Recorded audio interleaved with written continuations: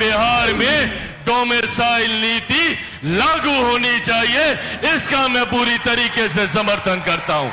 2006 में डोमिसाइल नीति को अपनाया गया था और इस बात को सुनिश्चित किया गया था कि हमारे बिहारी युवाओं को रोजगार में प्राथमिकता दी जाएगी। अलग अलग क्षेत्रों में निकल रही वैकेंसीज में प्राथमिकता दी जाएगी। आज जो लोग कलम बांटने की बात करते हैं, जिन लोगों ने रोजगार के बदले आप लोगों की जमीन हड़पने का काम किया, उन्हीं लोगों ने डोमिसाइल नीति को भी हटाने का काम किया। उप मुख्यमंत्री राजद के थे और शिक्षा मंत्री भी राजद के थे। उस दिन उस कार्यकाल में डोमिसाइल नीति को हटाने का प्रस्ताव निकाला गया था। डोमिसाइल नीति हम लोगों के लिए कोई खैरात नहीं है। मुझे तकलीफ होती है जब मैं ये सोचता हूं कि क्यों कभी कोई बिहार नहीं आता, क्यों बिहारियों को ही दूसरे राज्य जाना पड़ता है।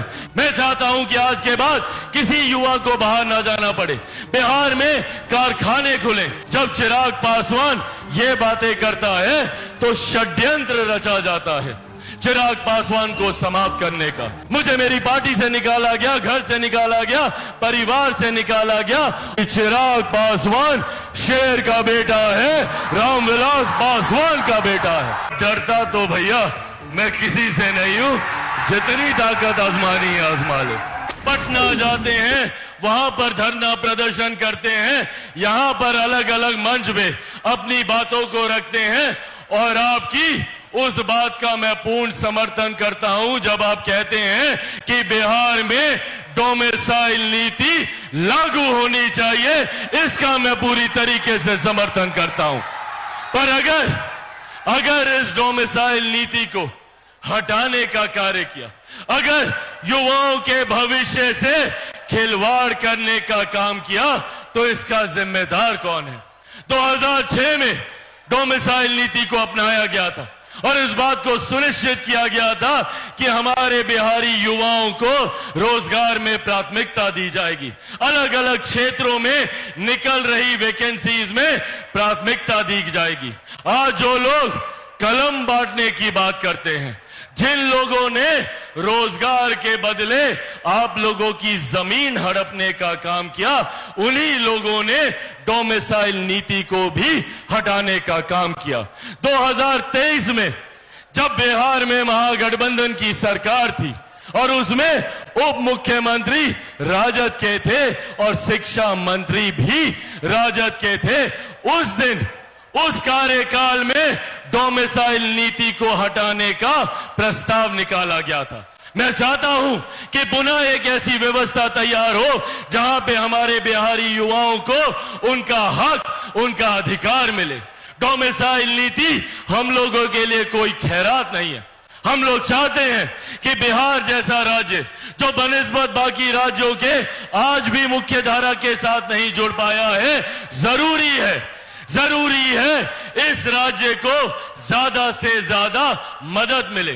आज दूसरे राज्यों में हमारे बिहारी युवाओं को जाना पड़ता है शिक्षा के लिए, रोजगार के लिए। पर मैं उस दिन की कल्पना करता हूं जब बिहार में लोग आए। मुझे तकलीफ होती है जब मैं ये सोचता हूं कि क्यों कभी कोई बिहार नहीं आता, क्यों बिहारियों को ही दूसरे राज्य जाना पड़ता है। क्या आप लोगों ने कभी सुना कि कोई दिल्ली का लड़का या लड़की बिहार आता हो शिक्षा के लिए? क्या कभी कोई बंबई का, महाराष्ट्र का लड़का या लड़की बिहार आया है रोजगार के लिए? तो फिर क्यों सिर्फ हम बिहारियों को ही दूसरे प्रदेश जाना पड़ता है? शिक्षा के लिए जाते हैं, रोजगार के लिए जाते हैं, और वहां किस तरीके से हमें अपमानित किया जाता है। बिहार फर्स्ट, बिहारी फर्स्ट, इसी सोच को धरातल पर उतारने का संकल्प है। मैं चाहता हूं कि आज के बाद किसी युवा को बाहर ना जाना पड़े, बिहार में कारखाने खुले, बिहार में ही उद्योग खुले, बिहार में ऐसी व्यवस्था तैयार हो कि मेरे बच्चों को शिक्षा के लिए कोटा ना जाना पड़े, यहीं पर रहकर वो शिक्षा तालीम हासिल करें। जो लोग देश से बाहर जा चुके हैं, जिन्होंने पीढ़ियां वहां पर बिता दी, उनके लिए एक ऐसी व्यवस्था का निर्माण बिहार फर्स्ट, बिहारी फर्स्ट के माध्यम से करना चाहते हैं, ताकि वो लोग वापस अपने राज्य आ सके और अपने राज्य के विकास में योगदान दे सकें। पर साथियों, जब चिराग पासवान ये बातें करता है तो षड्यंत्र रचा जाता है चिराग पासवान को समाप्त करने का। आज से 3 साल पहले भी यही षड्यंत्र रचा गया था।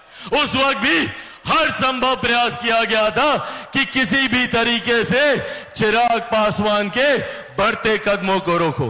मुझे मेरी पार्टी से निकाला गया, घर से निकाला गया, परिवार से निकाला गया, और ये कर ये लोग सोचते थे कि चिराग पासवान इतना कमजोर है कि इन बातों से डर जाएगा, घबरा जाएगा।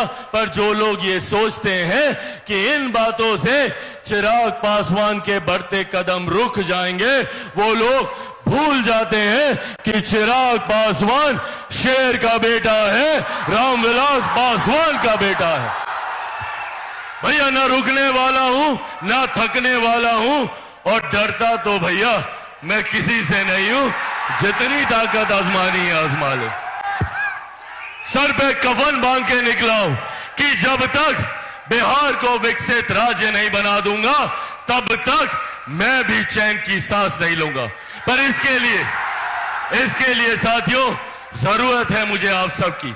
आज पुनः एक बार जब मैं बिहार में विकास की योजनाओं को धरातल पर उतारने का प्रयास करता हूं, जब मैं ये सोच रखता हूं और जब मैं ये चाहता हूं कि मैं वापस बिहार आकर, अपने परिवार के बीच आकर, आप लोगों के बीच आकर, आप लोगों के लिए काम करूं, तो कई लोगों को तकलीफ होती है।